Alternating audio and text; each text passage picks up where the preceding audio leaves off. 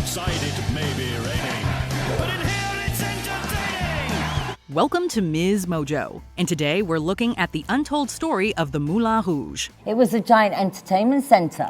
There was a bar, there were tables, there was a garden, there was even a roller coaster. For this video, we're exploring the history, people, and events that shaped this iconic Parisian landmark and inspired filmmakers to tell its story. Have you ever been to the Moulin Rouge? You can share your experience in the comments. If you're a fan of Baz Luhrmann's 2001 spectacular jukebox movie musical, the name of a certain historical figure might ring a bell. How do you do? My name is Henri-Marie Raymond Toulouse-Lautrec Monpa. In the film, he's the bohemian performer who becomes enamored with Christian's work and hires him to write for his troupe. In reality, Henri de Toulouse-Lautrec was an artist who famously provided insight into the seedy underbelly of Parisian life. He rose to fame by illustrating proceedings at Paris's cabaret clubs, bars, and brothels. He loved his subjects, lived with them, and depicted them without judgment, a sympathy that perhaps came from his own sense of being an outsider. In 1891, he was hired to design posters for the city's newest entertainment center, the Moulin Rouge. He became a devoted patron and befriended many of its performers. Apparently, it was his favorite hangout, and he visited so often that he even had a permanently reserved seat. And we actually see him here in the background. He's the short figure walking with a very tall man with a top hat. Luhrmann's reimagining begins in 1900, with Christian reflecting on his year of love and loss. But we're going back even further to 1889, when businessmen Charles Zidler and Joseph Ollet co-founded this now iconic landmark. As we see in the movie, Paris's Montmartre neighborhood was a haven for creative and free-spirited types. It was not as my father had said, A village of sin! but the center of the bohemian world.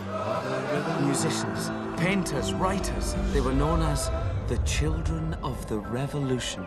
The co-founders wanted to create a place where the more liberal-minded upper class could leave stringent social expectations at the door and just have a good time. Ghosts and dark desire, love to play with fire. The venue welcomed customers from all economic statuses and created a crème de la crème experience for everyone. Of course, it helped that they kept the champagne flowing. Even today, half a bottle of bubbly is included in ticket prices.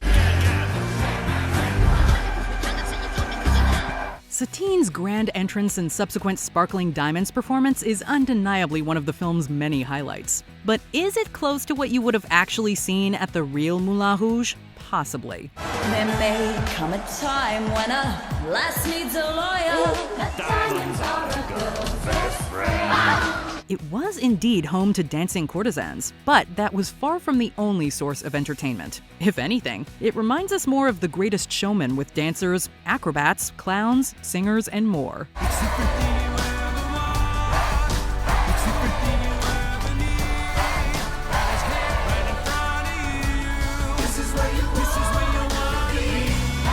The lavish main hall designed by Adolphe Villette featured an extravagant chandelier, expansive dance floor, and mirrored walls so you wouldn't miss anything. As we see in the film, patrons and performers mingled on the dance floor.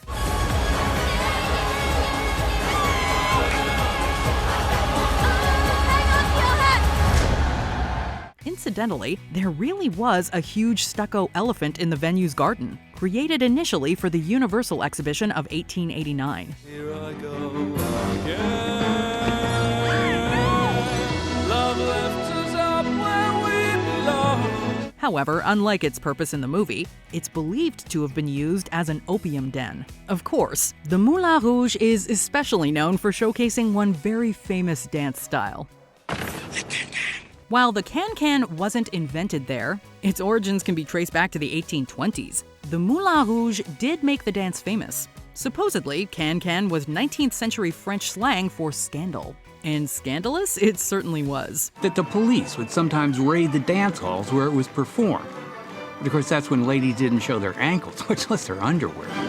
The spirited choreography featured high kicks, splits, and cartwheels, all while wearing layered petticoats. However, it was so shocking because the high kicks were designed to give audiences a peek underneath, if you catch our drift.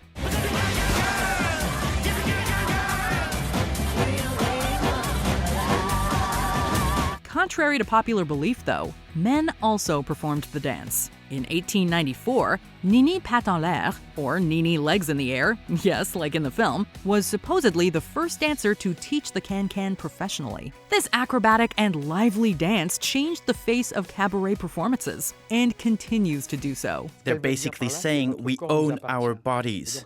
And at the time, that was highly provocative. They're militants, they fought for freedom, and that's fantastic. And every night there are over 45 of them on stage, and people come from all over the world to cheer for them, so they won. The dance has become a mainstay in popular cabaret dance culture. But while it's arguably less shocking in this day and age, it's still known for being exceptionally strenuous. It's the centerpiece of the show. It's what our guests look forward to seeing the most, but it's also the most difficult dance to perform. It really zaps the energy out of you and demands technique and suppleness. Today, the dancers perform twice an evening with up to 12 costumes and only 90 seconds to get changed and back on stage. As the Moulin Rouge's ballet mistress and artistic director Janet Farrow told the BBC, the performers need to be outstanding dancers, look the part, and bring plenty of character. Or, in her words, quote, "We're looking for this all-round package that's really quite rare." They need to have a lot of personality. And they need to be girls that are willing to work hard. The dance may have evolved, but it's still the ultimate showstopper. If you're thinking of becoming a Moulin Rouge dancer, you'll want to start warming up now. Practice your cartwheels, practice your splits, really good kicks. Unfortunately, the Moulin Rouge that stands today isn't the same one that patrons first entered in 1889. In 1903, architect Édouard Luhrmann spruced up the venue to match their fashionably modern customers. Sadly, in 1915, a fire burned the place down. It reopened in 1921 and rebranded as a music hall featuring operettas. Listen to my heart. Can you hear it sing? Come back to me and forgive everything. In 1929, it was reinvented again as a cinema and nightclub. The venue continued to thrive throughout the Second World War and was often visited by German officers. In 1944, shortly before Paris's liberation, Edith Piaf started performing at the venue. And when you speak and love sing from above, everyday world seem to turn into love songs. While she escaped controversy, many other Moulin Rouge performers were reprimanded for, quote, fraternizing with the enemy. In the 1950s, a new owner, Georges France, restored the venue to its cabaret roots. The dinner, the music, the costumes, the dancing, everything. This is something I will never forget. Satine is depicted as a favorite main attraction at the Moulin Rouge in Luhrmann's flick.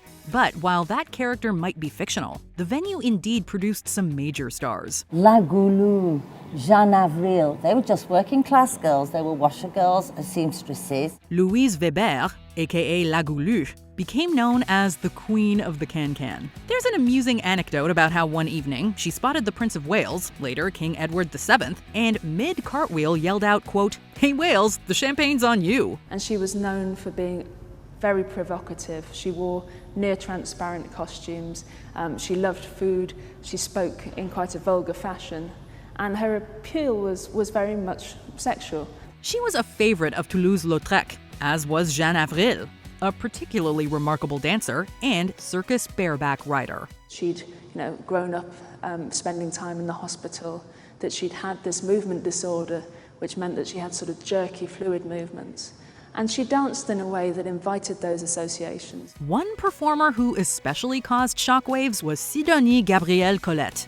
A talented writer, Colette began her career as a music hall act and performed at the Great Moulin Rouge alongside the famous Marquise de Morny.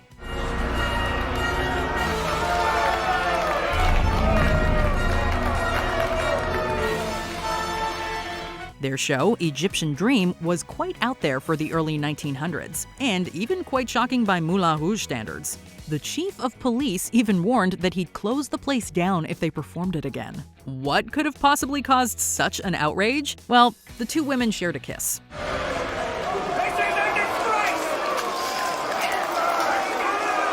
Nudity? Fine. Substance use? Sure. 2 women locking lips?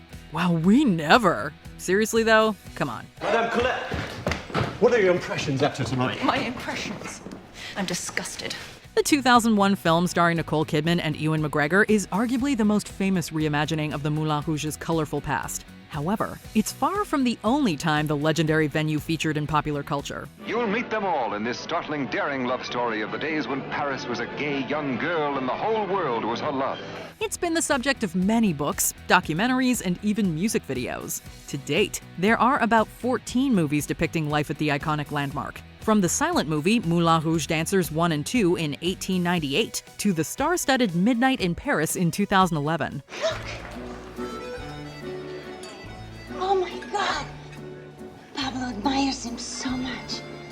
I have to say hello. And in 2018, Luhrmann's version received a stage adaptation. With such a fascinating history, is it any wonder filmmakers, artists, and authors are so drawn to this venue? After all, it was built to serve creative minds.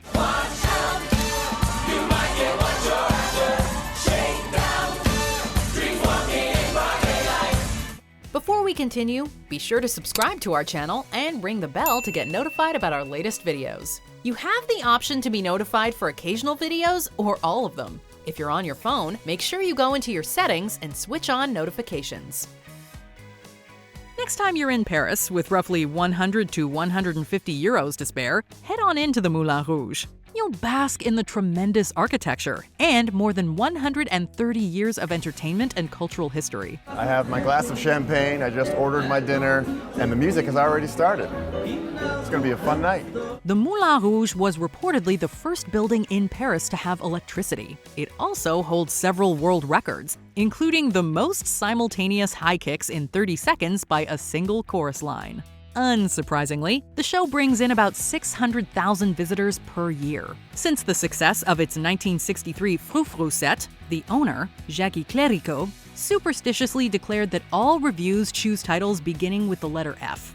So, since 1999, audiences have enjoyed the stage show Féerie. An ensemble of 60 or so insanely talented dancers blows audiences away twice a night, 6 days a week, all year round. It's such a gift to be able to be a part of such a legacy and to perform for a full audience every night. I feel really lucky. Come what may, there will never be anything quite like the Moulin Rouge.